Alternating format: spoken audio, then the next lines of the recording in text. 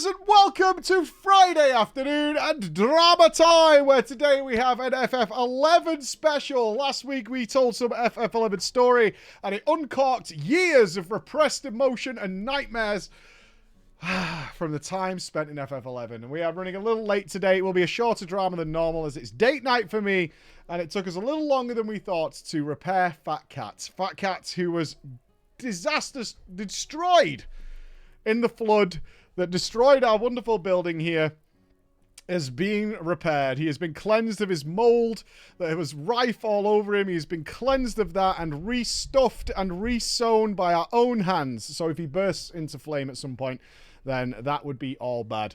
As we come off a week of finishing FF15 and nearly finishing FF2, right on the cusp, but Monday, ladies and gentlemen, on Monday, FF13 arrives. Yes, it does. It has been on the cards for a while, people waiting for it, and FF13 will arrive on Monday into all its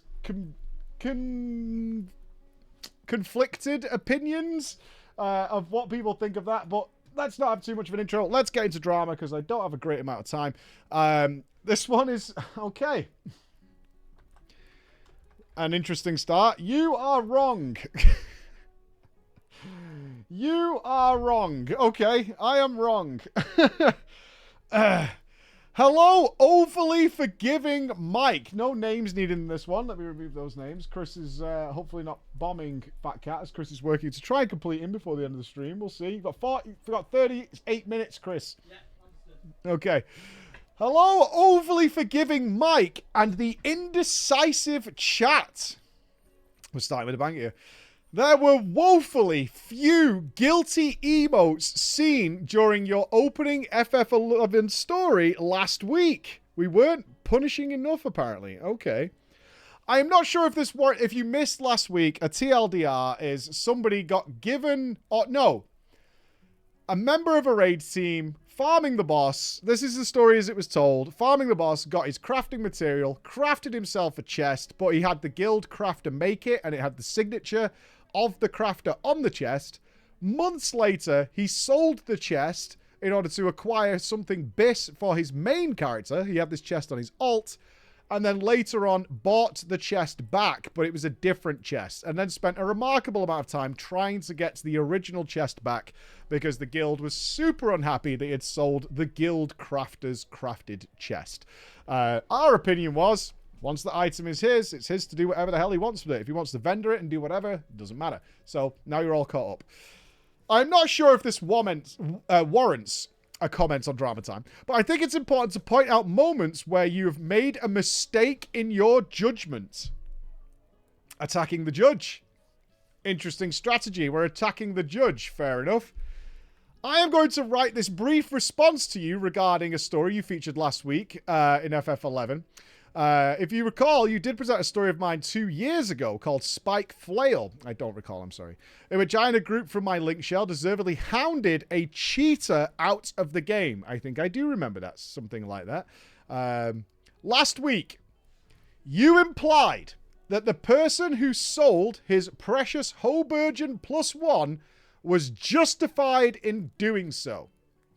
You implied that this was his gear. You are wrong.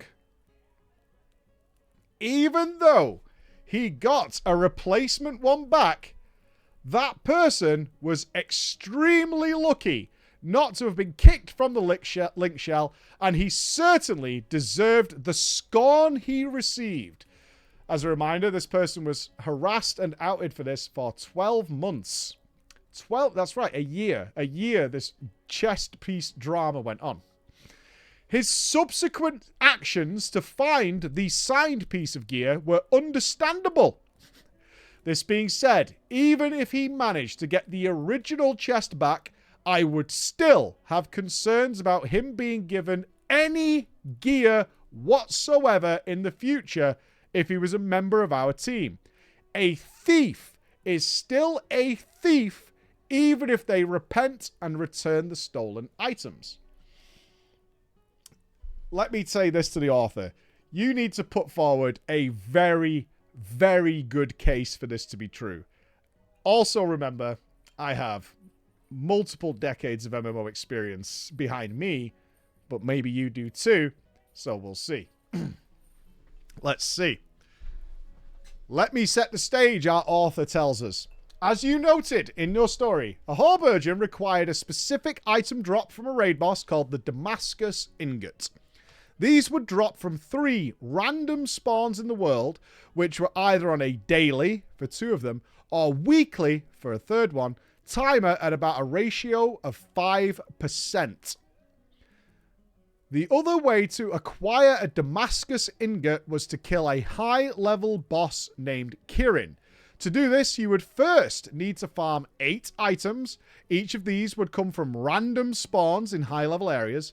You would then need to gather a full party or more to farm each of the 8 things, and each was essentially a 2 to 12 hour random spawn of its own. Link shells competed with each other to farm these items, and it was common to try to deliberately kill other groups by training enemies onto them while they were doing it. If another group claimed the monster who dropped the item, you were out of luck until it respawned. Okay, this is very FF11. Okay. Furthermore, these items were heavily camped by gold sellers. Initially, with FF11 release, gold sellers weren't that big of an issue, but they rapidly became a problem. We were helped by the fact that they had no idea what they were doing initially, and we were able to somewhat misdirect them for a time. More on this below. The lack of a good centralized website for information helped us a great deal. We had no such thing like Thoughtbot. However, the gold sellers ultimately figured out things, and we were then forced to compete with the gold sellers as well. They generally used claim bots and made things even harder for those of us to follow the rules. I have included a classic example of trying to misdirect a gold seller who was trying to figure out where to get a katana, used for one of the 8 spawns I mentioned earlier. The gold seller: "Can you tell me how I can get katana?" Author: "Go to R21, the Shrine of Ruvato, and fight Salad NM that drops the katana." "Thank you. R21? "Yes, R21. "Where is this?" "Past N8. "Ruan Gardens, N8. "N8 Laloth Amphitheatre. "Laloth Amphitheatre? When I can go?" "Tuesdays only." "Krutana, Tuesday only?" "Can you tell me how I can get there?" "And have you gotten a Krutana now?" "First, you must believe in the heart of the cards." "Do you believe in the heart of the cards?"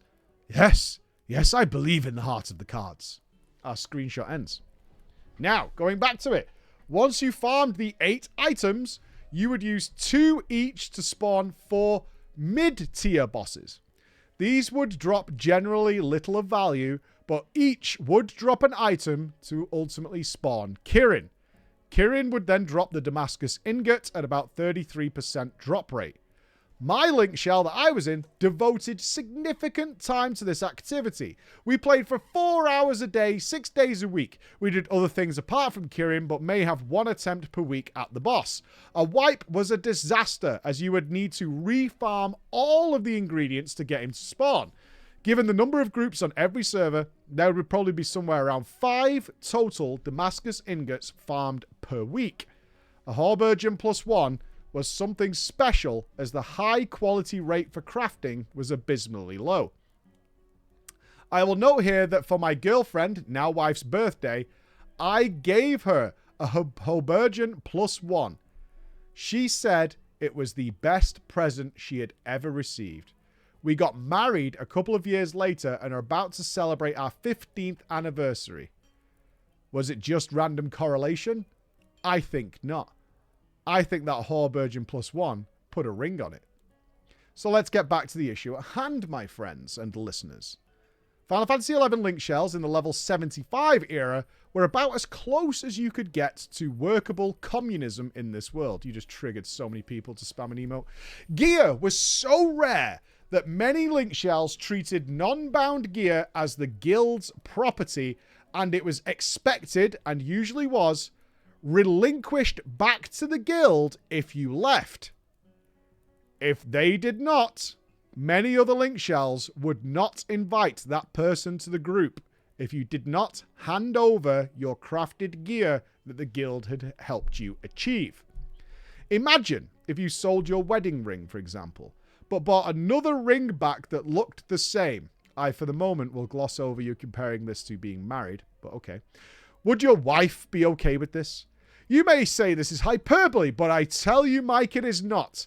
Your link shell was your family. The time you spent with them was almost certainly more than most family members. As part of your tale, you noted that the link shell told this individual that they would have helped him, and they certainly probably would have.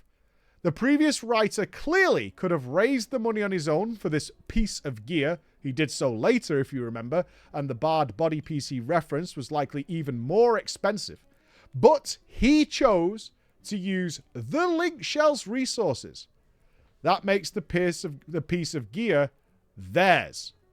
So to summarize, Mike, your writer was obscenely guilty. The person who ultimately received the signed item is also guilty, as it was apparent to all the server that you should not take crafted guild signed pieces because it is clearly stolen property in the eyes of the server. 3. Final Fantasy XI, when the level cap was 75, was the greatest MMO in the greatest MMO era. I loved having the opportunity to have taken part in it, and it is a shame that it is now only experienced in a shell of its former self. We were all crazy, but it was amazing. Zoning into Altau for the first time, people who were there know what that means, is my greatest gaming memory. As the official MMO judge of this planet, like it or not, I am. Not guilty. No. He took part in all the farming. He was on the list. He waited for his order to get it. He did all the work. He probably did it for many, many other people. It's his. Whether you agree with it or not, once it's in his hands, on his character, it is his. Your community communism forced rules be damned. He can do whatever the hell he wants with it. It's entirely his. If he wants to throw it in the ocean, he wants to piss all over the floor, you might not like it. He might get barred from other guilds, but it is his right to do so. It is his. It is not the guild's. He has contributed. He has earned it. Earned is the word. He has earned it. It is not a loan. It is not a temporary thing, and I think it's great that you relinquish gear back to the guild when you're finished with it, or moving on, or whatever community rules you apply. And he can be outed. He can be blacklisted. He can do all that stuff. That's fine, and I've no doubt he was probably aware of it, but it is his. And he is absolutely within his right to do it. Unless you are officially loaning it to them, which he wasn't. I am sorry, but the title should read, Mike, you are not wrong. And that is correct. That is correct. It was a different time back then, and I will point this out. I will throw an olive branch. I will extend it. There was a time when people I gave loot to during Classic WoW would then leave the guild shortly after, and I would say, you have stolen the guild's gear, because I was of the same mindset. But I can sit here now and tell you, I was wrong. I was wrong. I was wrong. I gave that loot to that person, and whatever the hell they want to do with it is entirely up to them. It is entirely their choice, and you have no power to what to do. Okay, moving on from that, let's destroy a friendship. FF11 destroyed my friendship. Okay.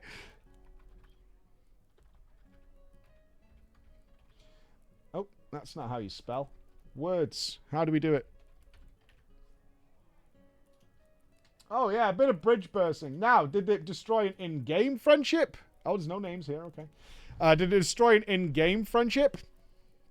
Or did it not? Did it not? I don't know. Okay. Hello, Mike and the Heathens. that make up the sorry jury of your chat. Wow. I assume you are guilty in this tale, as you are not trying to curry favor with the jury. I assume you are guilty, I would imagine. I've submitted a few stories previously, and I've wanted to send in more, but I have been debating on which story meets the criteria to be featured on Drama Time. This was until I saw and heard the story of the signed Harburgeon +1. Jesus Christ. Got it, Bex. From FF11. This chest piece. I need an equivalent of how coveted this item was. This frigging chest piece is just like, oh, dude, don't get me started on a Harburgeon +1. Bro, don't even start on a Harburgeon +1, dude. Not even funny, not even joking. Harburgeon +1. Nah, mate, that ain't no joke. That ain't no joke. While I was listening to this story, the memories of my brain unlocked. Indeed, everybody here has a story to tell. Doesn't matter what game. Everybody listening to this has a story. You send it into drama@preachgaming.com. Who knows? Who knows? It uncorked all those memories. They repressed them and sealed them away in the vault. The memories of my earliest adventures into MMO world. And it all came back. After I stopped crying on my pillow. After I stopped crying on my pillow. One story in particular stood out. Okay, alright, sure. The story is about how Final Fantasy XI,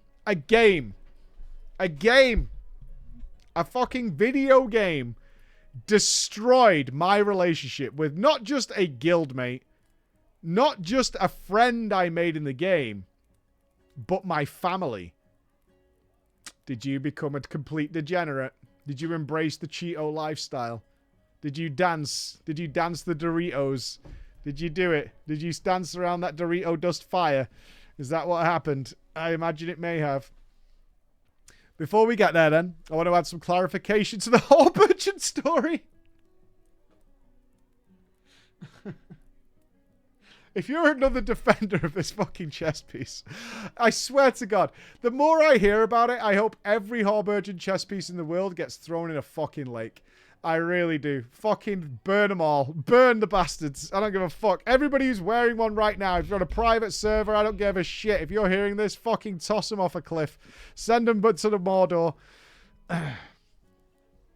Before we get to it, I want to add some clarification to the Harburgeon story so everyone can understand what a mammoth task getting a crafter to 100 and being able to +1 an endgame item actually was in those days. The story mentioned the theories and crackpot stories about wearing appropriate elemental staff or crafting on the correct day for the crystal being used, crafting at the appropriate time of day, facing your character in the correct direction of the wind while performing the craft. But Mike, the deviancy, I would like a whole story of the crackpot theories, honestly.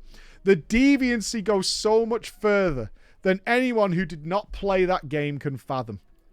The author of the story mentioned a 3-day wait for the staff to be crafted until the conditions were perfect in-game. Mike, I swear to you there is a reason for this. You see, the in-game days were only an hour long. Oh, I thought it was 3 real-life days. Maybe I was incorrect there. I think it just said 3 days, so it could be either. So if he was simply waiting on the proper in-game day, it would only have been a few hours. The other aspect of the theory to the magical and elusive +1 craft was also crafting the item during the appropriate in-game lunar phase. Okay. These operated much in similar fashion as our real-life lunar phases. These change much more slowly over time. Changing the moon phases takes an entire week in-game.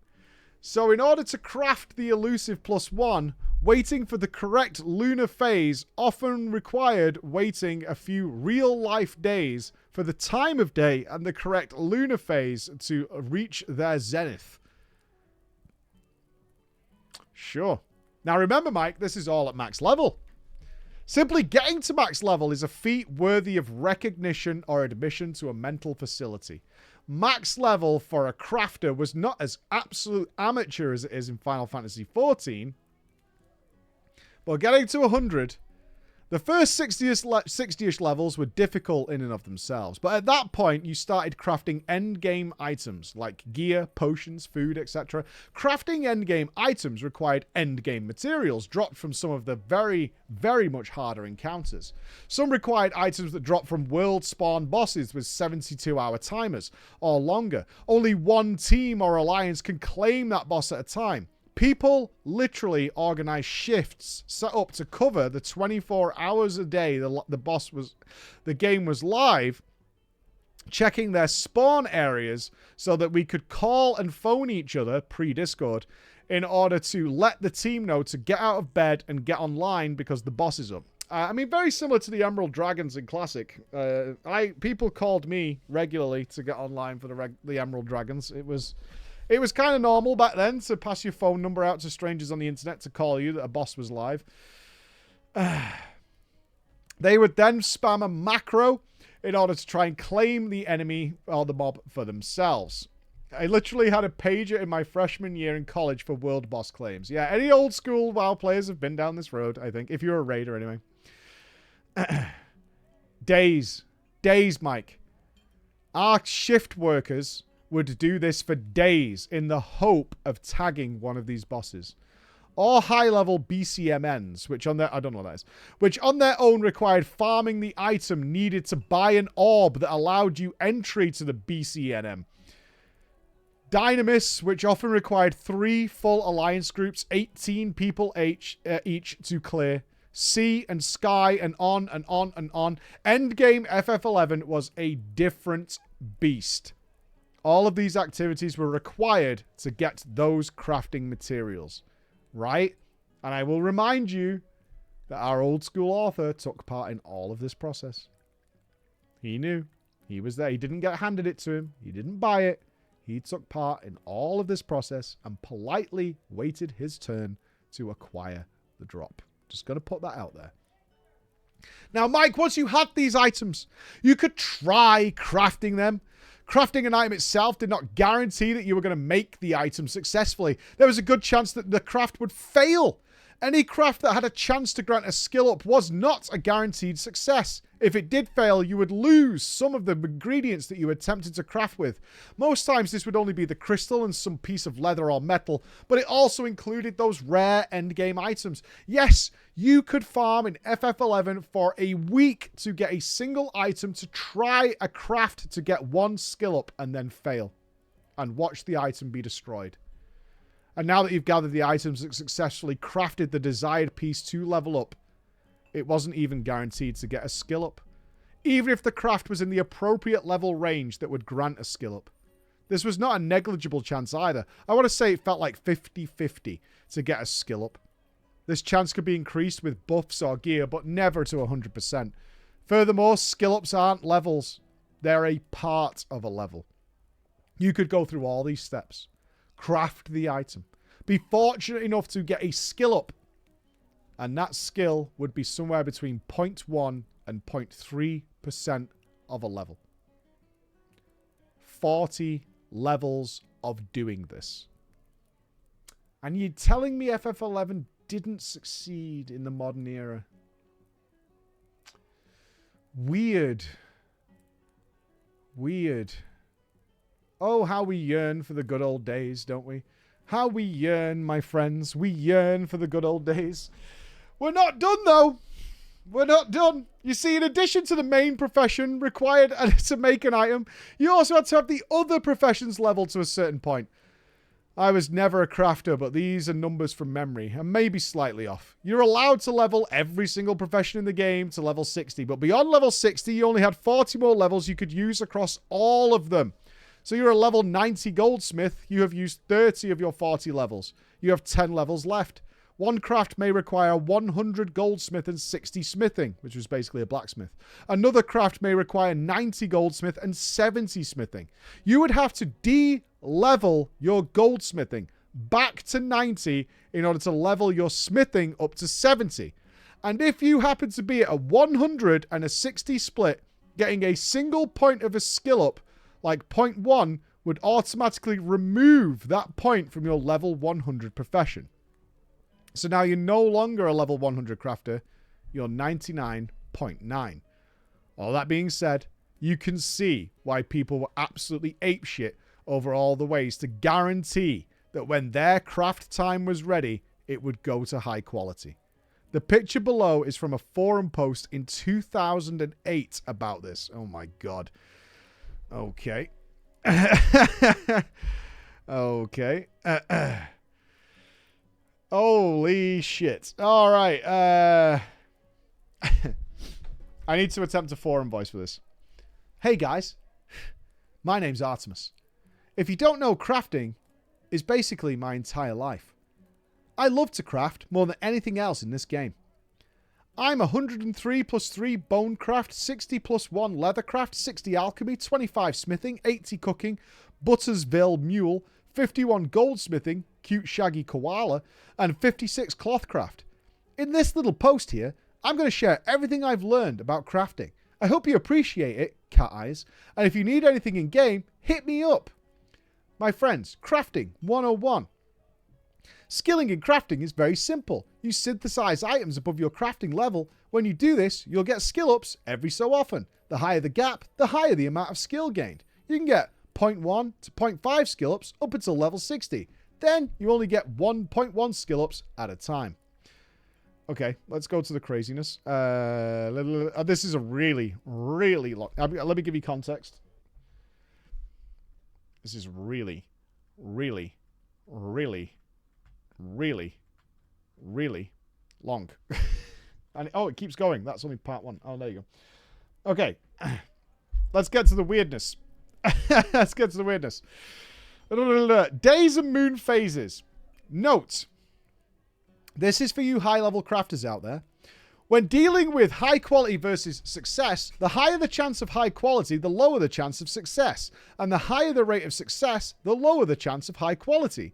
The most important part of synthing is knowing what each day and moon phase is about and how it affects your synthing. The moon affects your high quality and success rates. The closer the moon is to 0%, new moon, the higher the chance of a +1 and the lower the chance of success. The closer the moon is to 100%, full moon, the higher the chance of success and the lower the chance of getting the +1. The day of the week you synth also affects your chance of +1. I found a thread that has a very detailed explanation. Link here, okay? Personally, I find that the day affects the synth more than the moon, but it's nice to have both configured to what you want. Facing directions with the crystal. There are two things about crystal directions. One direction is success and another is high quality. The only directions I'm 100% sure about are wind and earth, the two major crystals of bonecraft. Wind, if you want high quality, you face east. If you want success, you face southeast. If you have an earth crystal, high quality is southeast, but success is south. With lightning, high quality is south, success is southeast, and so on and so on and so on. All of these contents had a whole nother level to crafting to enjoy.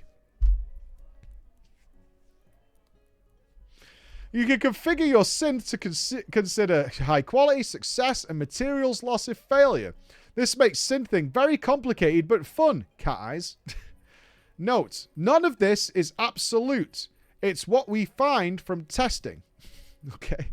Remember, nothing with crafting is ever absolute. I have made a +1 on a full moon and broken a V-claw on one too. I was facing southeast on water day though, so perhaps that's what it was. Fuck, I'm facing southeast. Moron. What am I thinking? What am I thinking? I think that about covers it. I hope you all have a lot of fun and good luck. So I'm going to link this here. If Bex could put it in the YouTube description, that would be great. But if you ever want to read, there you go. Good times. Okay. The kicker to all of this, Mike, is that people followed these practices religiously. You fool.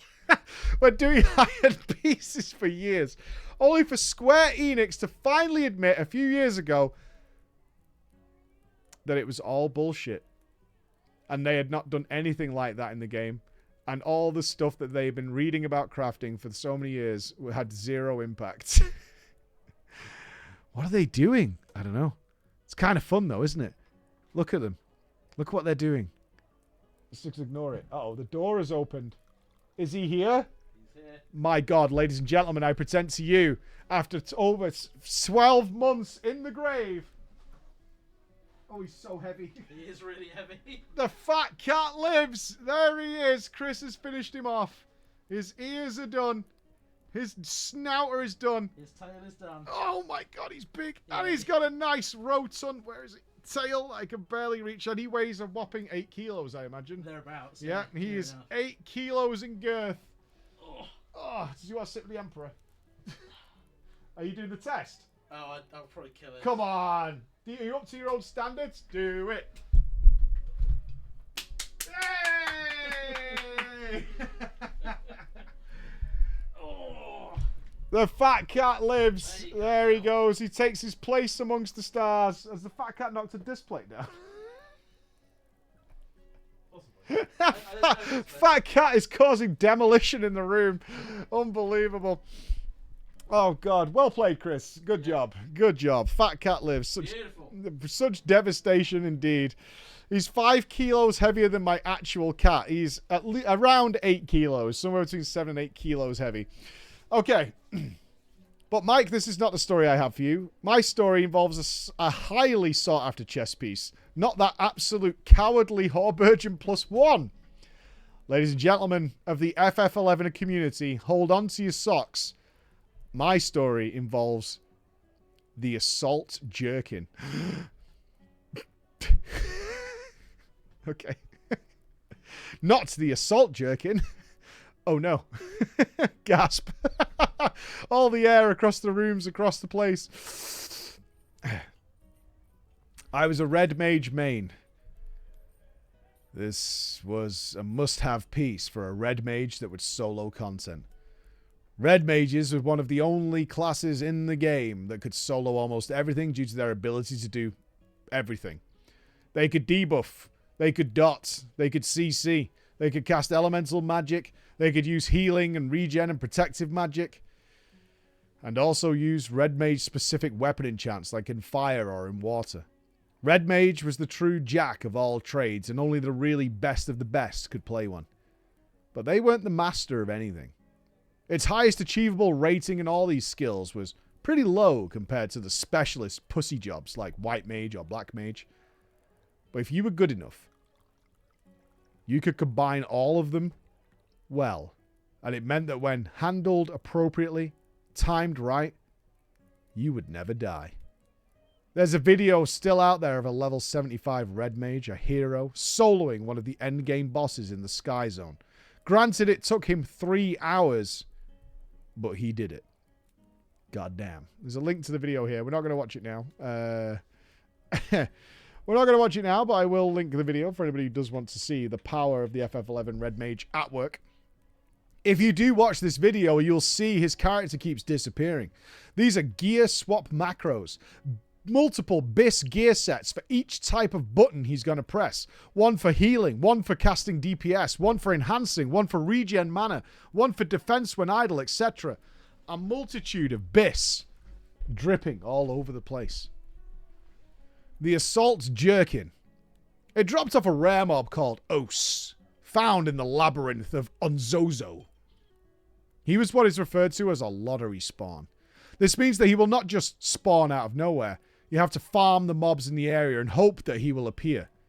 FF11 went very hard in this direction for notorious monsters, to the point where you could get add-ons to identify the specific mob or placeholder based on their in-game ID, which had a hex code. I'm 100% completely serious on this, and they still do it to this day. You would run around the area tabbing through every mob until you found the one with the appropriate hex code, and then kill it. It could be one mob. It could be 6 different possible placeholders spread out over 3 different areas. Respawn time was from 5-ish minutes to 15 to 20 minutes. You would wait. Then go around, tab through, check the hex codes again to see if either the notorious monster or the placeholder had spawned, rinse and repeat until he appears. It's also worth noting that the average spawn time of Os is 1 to 3 hours. Once you killed him, only the regular mobs would spawn until his spawn window had opened once more. However, the known spawn time went up to 16 hours, meaning it could be 1 hour between kills, or it could be 16 hours. Who knows? I know what you're all thinking. Gods, man, get the story going. And to that I say, you are welcome for me sharing to you what being an FF11 player is like. And you guys want me to check out FF11, right? So, I mean, no. I'm glad we cleared that up. Hours and days of setup and preparation to do literally any in-game activity, just for a chance at something good. Patience is a virtue. But I tell you this, my friends, at a point in my life, I once spent 12 days sitting in town trying to get into a level group as a non-meta class. In this case, a warrior before they were buffed and everyone wanted them. Messaging every group in my level range individually to see if they had room or if someone may be leaving soon. Messaging every single person on my server in my level range to see if they wanted to make a group. I would log in after work and stay logged in for hours just whispering people, trying to get a group. I did not get a group for 12 days. 12 days before I was invited. But sure, why don't you tell me how hard it is to get into a Mythic Plus group, you modern pussies? Okay, kind of rough. The story is about myself. Oh, and Lionheart X. Okay. Yeah, this is not selling anybody listening to this on FF11 in any way, shape, or form. Me and Lion were cousins by Mirage, who became friends in the 8th grade. Americans, age check, 8th grade. When is this? We were cousins by marriage who became friends in the 8th grade and didn't even know we were related until the 10th. 14. So 10th grade, 16, I'm guessing. We were like third cousins by marriage or something like that. I don't know. I don't know, but we were. I didn't know, but we were in fact family. We had half our classes together. We were in the same band together. We spent weekends at each other's houses playing games, watching anime. Uh-oh. And then one day in early 2002, our junior year of high school, he told me about a game he'd found. He had managed to get beta access, and the game was next gen, in his words. Unlike anything we had played before, it was immersive. The story was amazing. It was rich and deep and beautiful. It was, of course, FF11. Of course it was. Why would we play something lame like EverQuest? I went over to his house after school that day and watched. He had picked an elf, obviously. At that point in the game, there were 6 classes: warrior, monk, thief, red mage, white mage, black mage. He chose a monk. I will never forget sitting next to him, watching him run through the beautiful streets of Sandoraya, leaving the town and entering the lush green forest of Ronfor. We sat for hours as he punched to death everything he could see. Worms, lizards, rabbits. Oftentimes the rabbits would do an AoE stun and the murder bunnies would get some well-earned revenge on him while he stood there stunned. Other times he would venture too close to the orcs and get slaughtered by mindless, raging, orcish monsters. Every aspect of it, from the zones and the scenery to the combat and melee swings, was so good. Then he leveled up enough to get a weapon skill combo.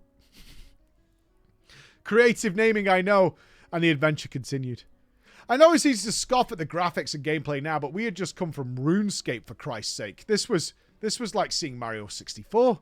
Imagine playing a game in, 16-bit with one attack animation for melee and one for casting, and then suddenly finding a game like this. It was revolutionary. WoW didn't exist yet. No Guild Wars, no Lord of the Rings Online, and at the time I had never even heard of EverQuest. I was hooked. There was only one problem. I didn't have a PC, and I didn't have a PS2, and I for sure did not have a job. but I knew all I wanted in life was FF11. The game launched in 2002. We graduated high school in 2003. During this time, I spent many weekends at Lion's house simply just watching. Just watching. And when the game launched, he made a new character, and it's one that he still has to this day. A Taru Taru. Lalafell, for you FF14 younglings. Wait, is this true? Were Lalafells originally called a Taru Taru, and that's why Taru Taru is named that? And none of you ever brought this up to me? What? None of you ever mentioned this? You didn't ask. Okay.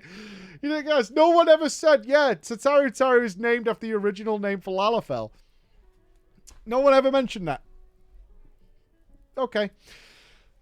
He also switched and decided to become a white mage main. It was so easy to find groups if you were that.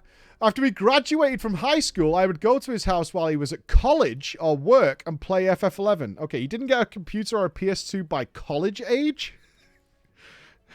Dude, he let me make another character on his account. I made an elven monk. Eventually, I got a job myself and went and bought my PS2 with the network connector and the hard drive, and was able to pay for the monthly subscription. Thus, I was finally able to begin my FF11 journey. After having played the game for a while and seen a good portion of it, I made my own Lala, but opted for Red Mage. Pair of fucking college-ass Lalas. Son of a bitch. Several months later, while Lion and I were once again in his room playing FF11, him on the PC, me on the PS2, his dad walked into the room. I remember the conversation started with, "Boys, what the actual fuck are you two doing with your lives?" Lion had quit his job and dropped out of college at this point, and ended up signing up for the army and shipping off to boot camp a couple of weeks later. Once I found stability... I mean, you're just gaming with your friend. What's wrong with that? Once I found some stability in my life, I used it to find a way back into FF11. Okay. We're stable. Now we just gently ease back in, all right? That's what we do. We just gently ease back in. And at this point, my degenerate, insane addiction to MMOs really began. The year, my friends, 2005. I had deployed to Iraq and returned, and as a gift to myself, I bought myself a PC. It was the worst decision I'd ever made. I bought it on finance, and I was paying around $200 a month for it. But I got to play FF11 on PC. Okay. My addiction came back quickly and more deeply than ever before. I would wake up at 5 or 6 a.m., play FF11, then head to formation with my unit at 7 a.m., go back to my room. I lived in the barracks at the time, and they were quite literally across the street. Have a shower, play FF11 until time to show up for work at 9. At lunchtime, I would go back to the room for another hour, play FF11. Sometimes if I wouldn't eat. I finished work at 5. I would play until 1 or 2 a.m. and then repeat it. These were the weekdays. On the weekends, I would play from 6 a.m. till 2 p.m. non-stop. The only breaks I took was to go out with the boys sometimes. I stopped showering. I stopped eating. I stopped taking the trash out, on and on. I became the ultimate degenerate. And you know what? Lion was with me every fucking second of it. He was just as addicted as I was. We did everything we could, but I would eventually run into a problem that I could not solve. At level 70, in order to proceed in levels to get to 75, the cap, you must beat Matt. It's an instance fight where Matt is whatever class you are, plus against a few others. The Red Mage fight was insanely difficult, and I simply could not beat him. Out of desperation, I figured that I needed to get a good solo farm setup because in order to fight Matt, you have to have a testimony for the class you are fighting him as, commonly referred to as testes. I had gone through great lengths to get testimonies before, and frankly, my link shell was tired of helping me. It was a running joke. Have you beat Matt yet? How's Matt, dude? Tell Matt I said hi, to which I normally responded, go fuck yourselves. I stated when I began this story, Red Mage was one of the best solo jobs in the game, and I wanted to solo farm the testes. I had tried leveling a warrior during this time as it was the easiest of the map fights, but getting groups to level wasn't happening. Only made it to level 52. So I started gathering the gear to solo farm the testes myself, and Lion was helping with a lot of it. I had weapons, armor, earrings, rings. I was making pretty solid prog, which now brings us to the fateful day. When I logged in after work on a Friday, my cousin messaged me this. Hey dude, I have the death timer on Ose. He's going to be up in 15 minutes, and the zone looks clear. You want to go? Did I want to go? Did I want to go? Yes, I wanted to go. I remember this was a Friday specifically because I remember thinking I can literally not sleep. I literally do not need to sleep at all. I'm in.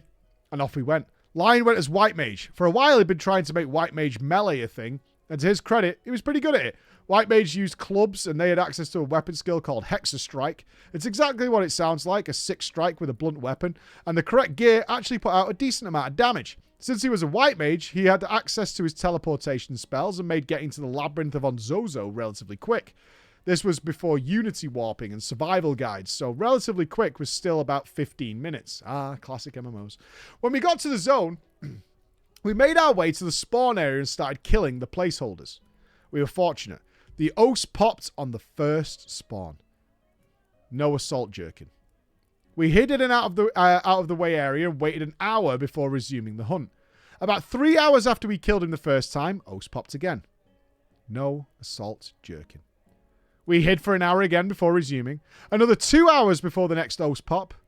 No assault jerkin. It's about 11 PM now, which at the time in my life was early doors. We went around doing random stuff for an hour this time before starting the farm again. 3 hours after the last time, Ose popped again. We killed him, and at 2 AM on a Saturday morning, sitting in there was my glorious assault jerkin. I went fucking bonkers. It dropped. I could do mat. I could do mega damage on my Red Mage. I could progress. I could go forward. This was it. This was my gateway to finally accessing the end game that I knew existed. It was sat right there, all beautiful. It was one of those moments of sheer excitement that it's hard to put into words. The kind of pure joy that's so hard to come by, but the memory of it stays with you for a lifetime. I scrolled to the item in the loot window, selected the option to get it, threw my arms in the air and rejoiced. It was mine. The item cleared the loot window, and I went to my inventory to equip it. And while I was doing this, Lionheart was exclaiming happily. He was excited too. It was a lot of work for that piece, and it paid off. I scanned through my inventory, hearing lions cheering, and I can't find it. I decided to sort my inventory alphabetically and searched again. Lions still cheering. It's not here. I looked in the loot log, and Lion had rolled on it and won. I'll never forget my roll on that item. It's burned into my brain to this day. I rolled a 47. Rolls in FF11 are out of 100, and I rolled 47. I don't remember what Lion rolled, but I rolled a 47. And he rolled higher. This isn't a thing where there's a timer on the loot so we can talk about it and sort it out. No. Once somebody has it, that's it. It's a rare and exclusive item. It's bind. I cannot be traded to anyone. It was his. I was stunned.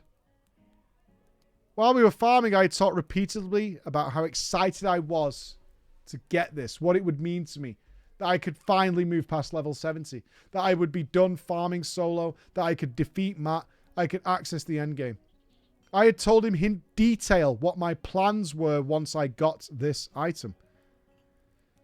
He knew how bad I wanted that piece. He had asked me to come and he had set up this farm. I even thanked him for all the help in getting it before it even dropped. He knew 100%. And to Lion, things were equally clear to him. You see, while he was a White Mage main, he had recently leveled his Thief. This was also an excellent piece of gear for his ult to use. In his mind, we were there to farm his assault jerkin, not mine. We were, of course, in comms this whole time, and the conversation was something like this. Lion, Why? Why did you roll on that? Because I need it for my ult. But we were farming for me. You know how much I wanted that. Dude, you're a red mage. It's not even for you. I told you. Did you not hear anything I said? It's for the melee set so I can farm the testes, kill Matt all on my own without my link shell getting annoyed at me. You're not even going to use it on Matt. You just have to chain spell and nuke him. You'll use your elemental gear for that. No, that's not the point. It was to farm the testes, not for the map fight. So I don't need to ask everyone to constantly come and carry me through all this content so I can even try the fight. It's alright, I'll help you farm the testes, dude. That's not a problem. But this piece is like really, really, really good for my thief. That's not the point. I said over and over again how much I wanted this, how much I needed it. You knew that. I was here to get this piece. Not once did you say you wanted it or needed it. Not a single time did you mention you wanted to roll on it too. Or that you thought it was better for your ult. Or that you were making this thief. You didn't even talk about your ult. Not once did you mention it in the hours and hours we've been here. Not a single time. Why do you think I even set this thing up? It was to get me the piece. What are you talking about? I was asking you to help me. Are you serious? Are you serious? Are you actually serious? Are you You can't be serious. You drug my ass out here. You listened to me be all hyped up about getting this piece of gear, knowing damn well that you were just going to roll on it. No. I'd be okay if you won it too. I just won the roll. It wasn't supposed to be a roll. It was supposed to be mine. You can keep farming it if you want, mate. I mean, I'm tired now, like, so... The classic. I'm tired now. I got my piece, so I'm going to go to bed. But, dude, we can keep farming it if you want. But, I mean, I got to get some sleep. But we'll try again tomorrow. Fuck you. Fuck you. Fuck you, you greedy, lying piece of shit. Fuck it. I can't believe what you've fucking done. I can't believe you would do this to me. I'm done with you. Fuck you. And with that, I left comms and logged off the game.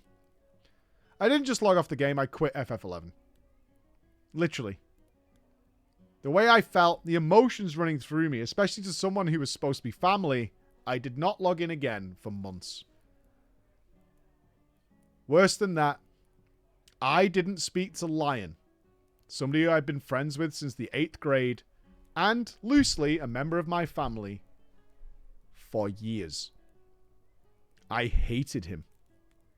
I felt betrayed on a level that I struggled to put into words. I felt used. Not only that he had me go farm an item he had no intention of letting me have, but he let me believe that it was mine the whole time.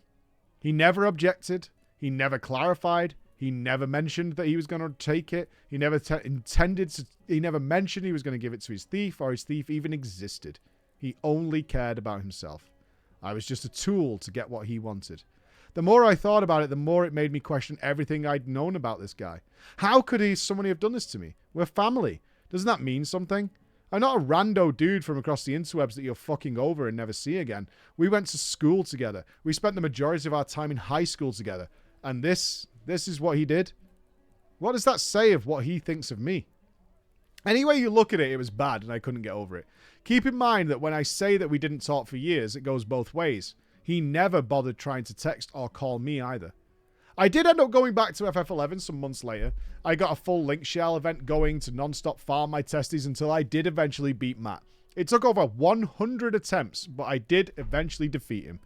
And as soon as I did, I quit the game. I'll be honest with you guys. Playing FF11 without Lion just felt wrong. Felt weird. As much as I hated him.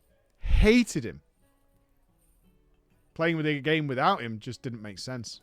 It wasn't the same, and it didn't feel like home anymore. We started together in earnest in 2005. This moment happened in 2007. By this time, World of Warcraft was out, and it was only a short time before I, of course, found a brand new drug. In 2010, Visions of Abyssia was launched. FF11 had released its previous 2 expansions without raising the level cap, due to the balance of the sub-job system. Having the main level at 75 with a sub-level at 37 defined how the game worked to that point. With the Abyssia expansion, they changed it. Over the course of the next 3 expansions, they raised the normal level cap to 99.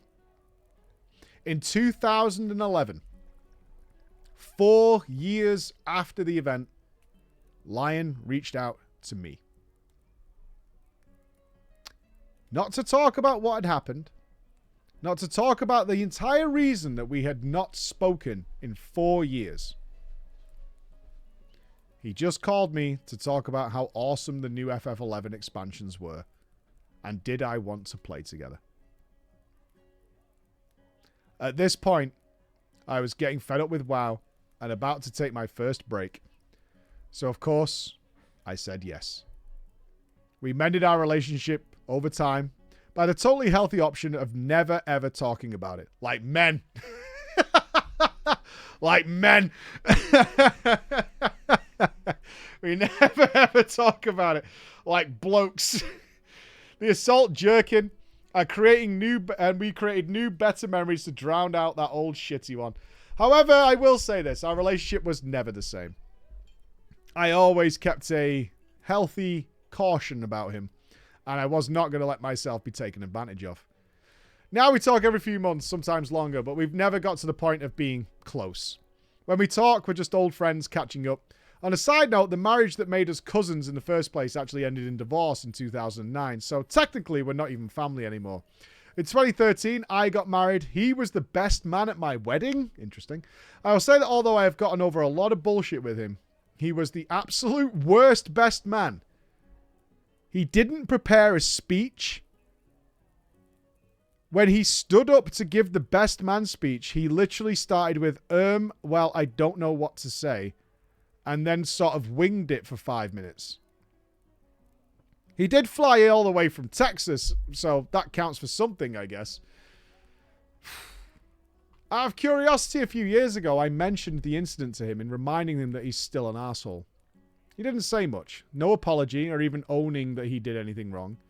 He's a narcissist, if you haven't gathered. He's doing well now. He did eventually finish college and is the chief technology officer at his company. He's still single. No kids, and spends his free time playing video games and watching anime. Should also mention that we're both over 40 now. Alright, don't do for your slide digs. But that's it, my friends.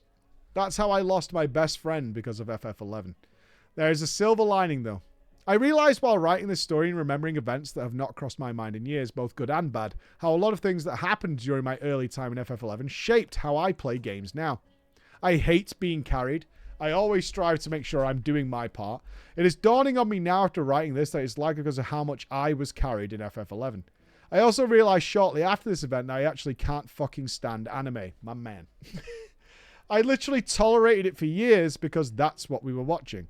But I really, really don't like it. The only shows I ever really enjoyed are the ones he didn't watch. Dragon Ball Z, F's for our boy who died today, and Gundam Wing.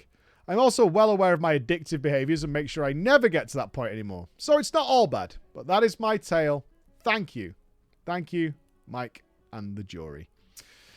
F indeed, F indeed. And a note to finish on there. A hell of a story. God, that was emotional. That was dark, but unlook. Salute. Ladies and gentlemen, I promised my wife I would not be late leaving here today, and it's 5:20, and I should have set off 20 minutes ago. So I am going to give you my love, give you my goodbyes. It's been an awesome week. Monday, we will, of course, finish FF2 and begin FF13. Our journey will continue. So I look forward to seeing you then. Please have a wonderful, wonderful, wonderful weekend. There's no stream this weekend. I've got a lot on. And next weekend, just as a reminder, next weekend, I'm in Los Angeles for Path of Exile 2. Drama time will be unaffected. I'll be flying out after drama, but we will have a late stream next Monday. Not the Monday that's coming, the Monday after. We will be late as when I get back from California. Okay? Be good. Be awesome. I'll see you in a bit. Bye, guys.